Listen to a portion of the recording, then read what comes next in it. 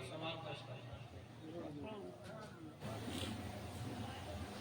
اور ہم نے توبہ و استغفار کیا، فرمان مصطفیٰ کے مطابق ہم اور آپ ایسے ہو چکے ہیں جیسے ماں کے پیٹ سے پیدا ہونے والا بچہ گناہوں سے پاک صاف ہوتا ہے، ہم بھی ہو چکے ہیں۔ فیصلہ آپ کو کرنا ہے کہ آپ کو اپنی زندگی کیسے گزارنا ہے۔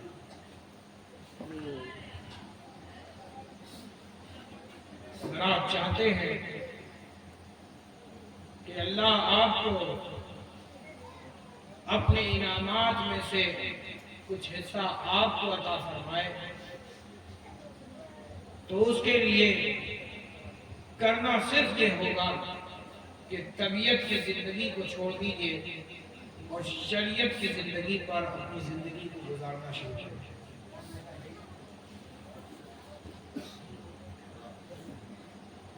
لیکن اگر آپ چاہتے ہیں کہ آپ کو اللہ تبارک و تعالی اپنے چاہو جلال کا، اپنے قہر و غضب کا مزہ چکھائے تو سن لیجئے، آپ کو کچھ نہیں کرنا ہے، شریعت کو چھوڑ دیجئے، طبیعت پر زندگی گزارنا شروع کر دیجئے۔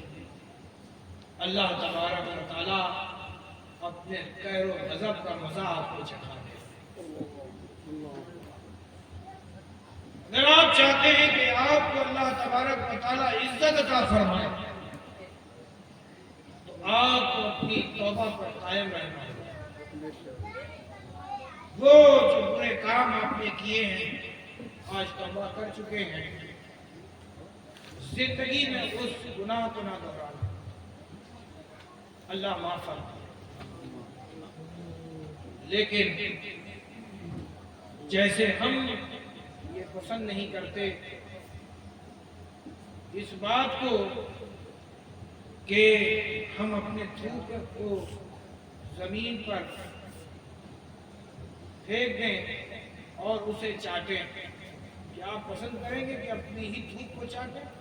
ارے بولو نا بھائی، آپ کے منہ سے نکلا ہوا وہ آپ زمین پہ گر گیا، پاک زمین ہے، لیکن کوئی انسان یہ پسند نہیں کرتا کہ وہ اپنے تھوک کو چاٹے۔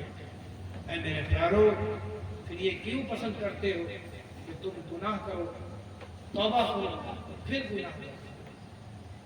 اے میرے پیارو، توبہ تو وہی ہے کہ ایک بار عہد کر لیا کہ میں یہ برا کام چھوڑ رہا ہوں، مرتے مر جائے کبھی وہ برا کام اس کی زندگی میں دوبارہ نہ ہو، اسے توبہ کہتے ہیں، توبۃ النصوح۔ لیکن اے میرے پیارو، ہمیں اور آپ کو حکم ہے کہ توبہ و استغفار کرتے رہو۔ بہت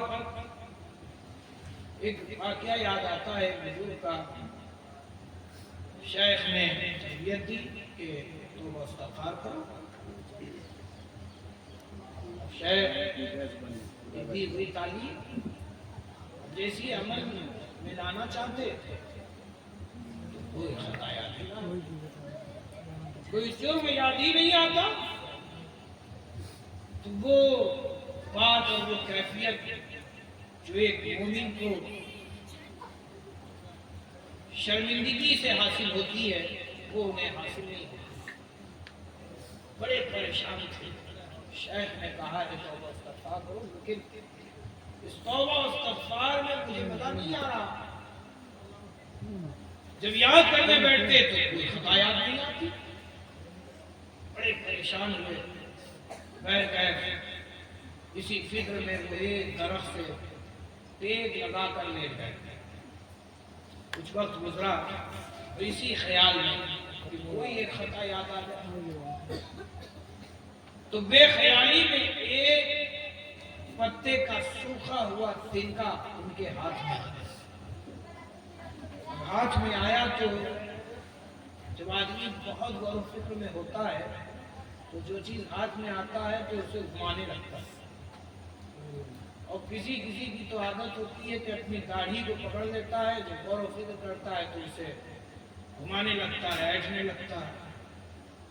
کچھ نہیں ملتا تو اپنی انگلی ہی کو دبانے لگتا ہے. بہت غوروں سے گھومے تھے, تنکا آ گیا, گھمانے لگے یہاں تک کہ وہ تنکا ٹوٹ گیا.